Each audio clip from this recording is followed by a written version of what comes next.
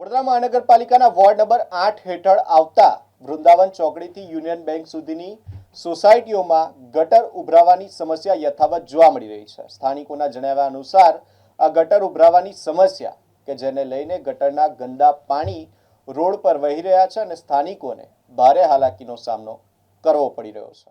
ઉપરાંત સ્થાનિકો કહી રહ્યા છે કે ગટર લાઇનની ખામીના કારણે પીવાનું પાણી પણ દૂષિત થઈ રહ્યું છે, જેના કારણે આરોગ્ય અંગે પણ ચિંતા વધી છે।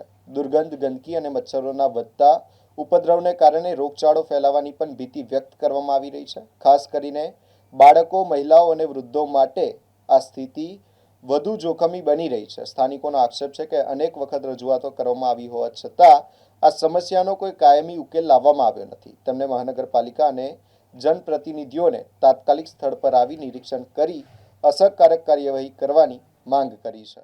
અહીંયા બધું ગંદુ પાણી ભરેલ છે। આ ગંદા પાણી ભરેલો છે ને બધું ગંદુ પાણી અમારે જે પીવાનો જે વાલ ખોલે છે, પીવાનો વાલમાં અંદર આવીને અમારા ઘરોમાં પાણી આવે છે। એ પીવાના પાણી અંદર બધાને દૂષિત થાય છે અને લોકોને કોરોના થવાની સંભાવના છે, બીમાર થાય છે અને કેટલા જણ તો અહીં લોકો લપસીને પડી ગયા છે। પાણી એટલું ભરેલું છે કે સીમા નહીં। આજે અઠવાડિયાથી અમે બધી વિનંતી કરીએ છીએ અને બધાને આપણે મીનાબેનને અમે વિડીયો મોકલેલું છે, 2 દિવસથી આ ફોન બી કરીએ છીએ, છતાં પણ કોઈ અહીં ધ્યાન આપતું નથી।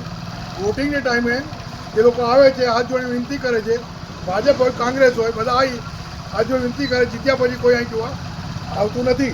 તો મારી વિનંતી એ જ છે કે તમે અહીં જુઓ અને એનો નિકાલ કરો। આ ઉંડેરા 2 છે, વોર્ડ નંબર 8માં સમાવેશ આ વિસ્તાર છે। આ વિસ્તારમાં ઘણા મહિનાઓથી આ જે ડ્રેનેજ લાઇન છે એ ડ્રેનેજ લાઇન સાફ કરવામાં નહીં હોય, પણ આજ દિન સુધી આ લોકોએ સાફ નહીં કરી।